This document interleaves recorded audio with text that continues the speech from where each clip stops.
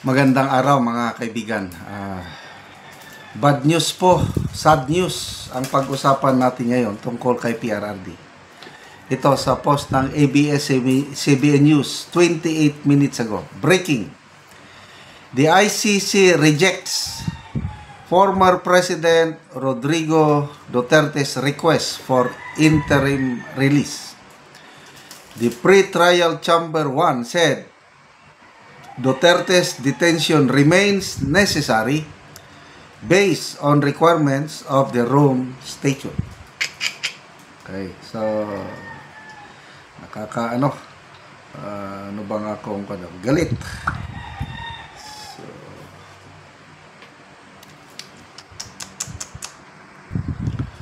So magbasa tayo sa mga comments dito. Sabi dito, hate all you want, but you can't deny that Digong really put his heart and guts into serving the Filipino people. He made sacrifices and did what he thought was right for the country. And even if the ICC shouldn't grant him interim release, his legacy will always stand strong. I agree. So, ako, halos everyday, nagdarasal ako para kay Tatay Digong.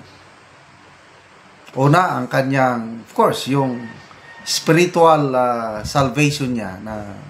Kasi lahat man tayo mamamatay. Pag namatay tayo, saan tayo papunta? God has provided a way for us to be back to heaven. Yung kanyang ebanghelyo o gospel. Maniwala lang tayo sa gospel ng Panginoong Hesus, yung ABC. A. Accept that you are a sinner. B.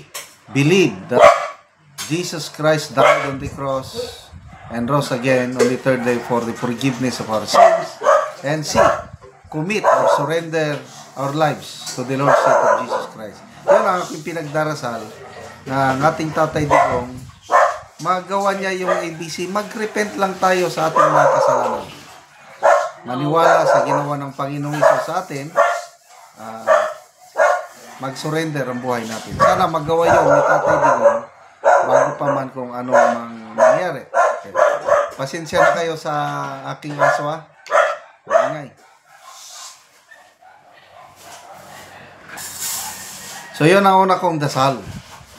Spiritual salvation. Pangalawa, yung physical health niya. Sana malabanan pa niya yung lungkot, yung everything, at makabalik siya ng buhay dito sa Pilipinas. At ito, interim release. Nagdarasal po tayo everyday na mag-grant, but now rejected. So, huwag po tayong mawalan po ng pag-asa. Let's continue to pray. Maybe God has a purpose. Romans 8:28, ano sabi sa Bible? For in all things God work together for good to those who love Him, to those who are called according to His purpose. So kung hindi pa siya makalabas ngayon, I don't know. Basta ako, ituloy ko lang ang pagdarasal para sa kanya at para sa buong pamilyang Duterte at para sa ating bansa. Ano na kayo ng susunod? Paglilitis, confirmation of charges. Mayroon namang doktor na nag-examine nga he's not fit to stand trial. So, anong gustong gawin ng ICC? Na mayroon namang demensya ang presidente. Kulungin nila, bulukin nila sa loob ng kulungan. Ay, bahala sila. Basta, sana walang mangyaring masama kay PRRD sa loob ng detention cell. Sana lang. Dahil kung mayroong pangyayari na hindi ko makalimutan yung March 11, 2025. Isang magiting na general, dinakip niya ang ating Tatay Digong at pilit na isinakay sa isang eroplano. Dinala na doon. So ano ngayon ang napala ng general? Alam nyo na ang nangyari kay General Torre. Pagkatapos siyang gamitin ng administrasyong ito, pinagbigyan lang ng 85 days as a 4-star general. Ngayon sinibak. Oh. 4-star general nga, wala namang posisyon, walang anong silbi nun. So, ang GABA dili magsaba. Kinasuhan ang mga group effort. Wala rin, na-dismiss. Naging ombudsman pa yung isa. Kaya lang, I don't know how true mayroong post ni Mr. Jason sa mayroon daw isa sangkot sa pagkidnap kay PRRD na namimilipit ng sakit ngayon at mauna pa yata. Wala namang binanggit na pangalan. I can only assume kung sino, kailang hindi ko sasabihin dahil wala mang kasiguruhan.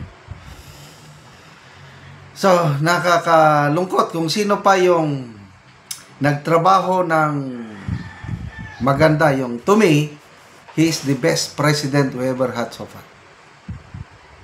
Ang ganda yung timing na nagkaroon tayo ng presidente sa matinding sapunaw, pagsubok.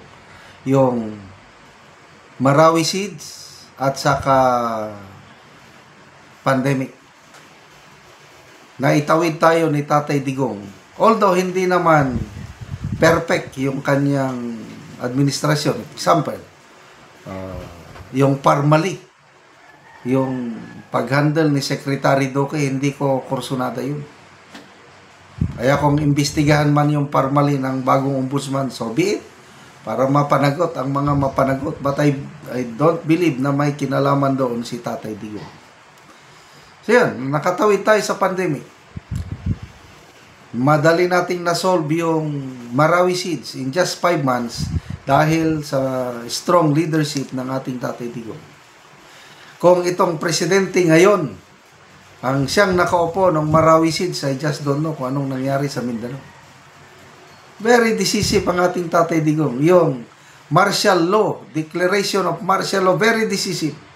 Nakatulong ng malaki yung martial law.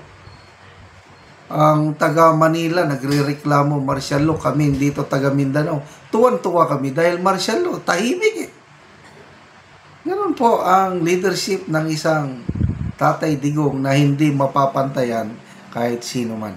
Let's continue to pray for our minamahal na Tatay Digong.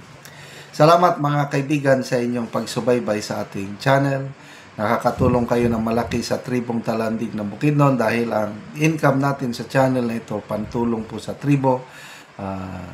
Namimigay tayo ngayon ng mga libreng yero at pako para makapagpatayo naman sila ng mas maayos na tahanan. Panoorin nyo ang video na ito. Kung karon mo na niyang matagaan og yero. Naso si ate. Salamat siya sa Ginoo kay matagaan og yero. Mo na ni ang balay ni ate nga buslot na gyud kung muulan, so tuluan na gid sila. So luoy gid kay silang ate kung dili mailisan ang ilang yero. So mga buslot na gid kaayo og tuluan na gid kayo kung muulan.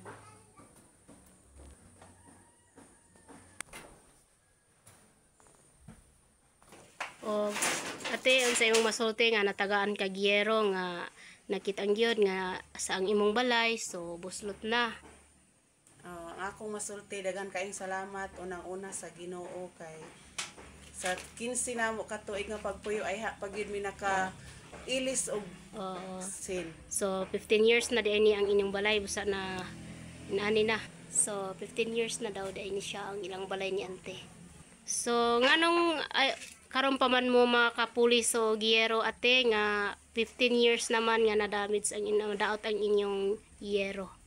Karon pa gyud mi naka ilis kay kuan wala gyud mi kwarta nga ipalit og yero.